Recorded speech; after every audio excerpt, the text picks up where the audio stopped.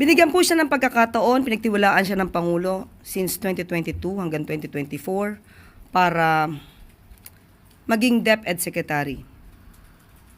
2 taon halos na siya ay dapat nagtrabaho. Kung ano man ang kanyang nireklamo, dapat natupad na po sana niya ito sa kanyang panahon.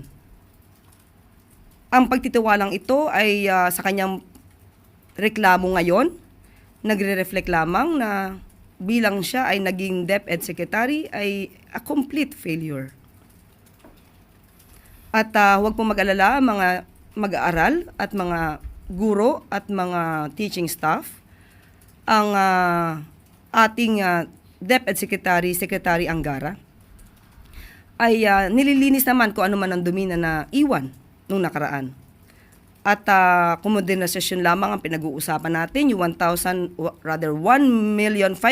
na mga gadgets, laptops, at ibang mga teaching materials ay ginawa naman na po ng paraan ni Secretary Angara na nakabinbin lamang noong pang 2020 na hindi nagamit. So 2024 lamang ito nasa sa ayos ni Secretary Angara.